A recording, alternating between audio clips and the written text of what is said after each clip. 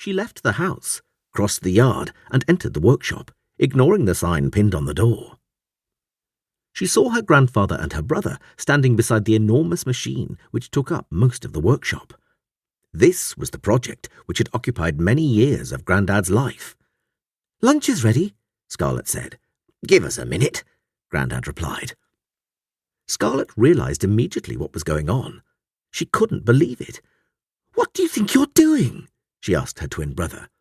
"I would have thought you'd be pleased," Thomas replied. "You're always saying I should care more about history." "I wish you did care more about history," Scarlett said. "But this isn't the right moment to research the Romans. Lunch is ready. Mum's about to take the lasagna out of the oven." "This is a time machine, Dumbo." "That's not a nice way to talk to your sister," Grandad said. "Sorry," Thomas said. "But I'm right, aren't I? When I come back to the present, no time will have passed. Mum will still be taking the lasagna out of the oven." Thomas nodded to his grandfather. "Let's go, Grandad. I'm ready when you are." "I'm coming too," Scarlett blurted out without thinking. "I thought we didn't have time for this," Thomas said. "We don't," Scarlett replied, "but I'm not letting you go without me." She kicked off her shoes. Her t-shirt and shorts might look a bit strange to anyone living in the past, but her trainers would look utterly extraordinary, so it was better to leave them in the present. Thomas was barefoot already. Grandad fixed a tiny transmitter to the back of Scarlett's front teeth and inserted a little translator into her right ear. Thomas was already wearing identical devices. Now they could understand and speak any language that had ever been spoken on Earth. "You'd better not forget these," Grandad said. He handed each of them a device about the size of a phone. When you pressed the button in the middle of the device, you would be returned to the present, where not a single second would have passed. Grandad had explained the workings of the time machine to both Thomas and Scarlett, but neither of them had understood him very well. The explanations involved quantum mechanics, theoretical physics, and a lot of complicated equations. What they did understand was this. The time machine activated a wormhole, which somehow connected together two different points in time and space, so you could travel between them as easily as walking from one room to another. Even Grandad wasn't quite sure how it actually worked, and he said the wormhole seemed to have a mind of its own, so the results of the time machine weren't always exactly what he was expecting. "I've given each of you one of these devices in case you're separated," he said. "Obviously, it would be safer if you stayed together, but you never know what might happen."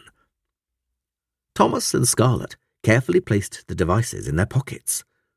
Once they had stepped into the time machine, that device was the only way that they could get home. "What year are you going back to?" Grandad asked the children. "Don't ask me," Thomas said. He turned to his sister. "When did Boudicca live?"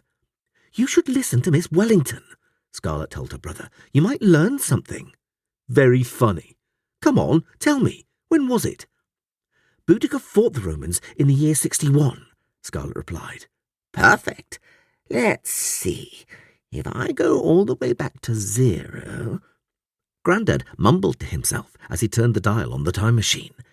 "Then to 50, 60, 61. There you go." He clicked the main switch from off to on. A low hum filled the air.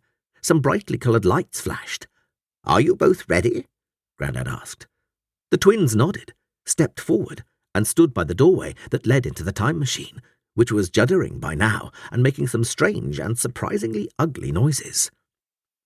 Grandad pulled a couple of levers, turned some dials, made some further adjustments on the screen, and tapped several commands on his keyboard.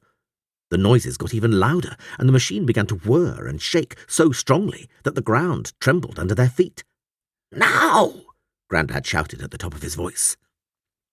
As soon as they heard his command, Thomas and Scarlett stepped through the doorway and into the darkness on the other side.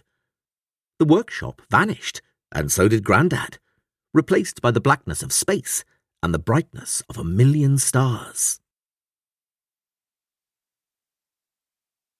Chapter 2. Scarlett saw a soldier on her right, another on her left, more behind, more ahead, soldiers everywhere. Each of them carried a spear in his right hand, a shield in his left, and a sword and a dagger strapped to his belt. Helmets protected their heads.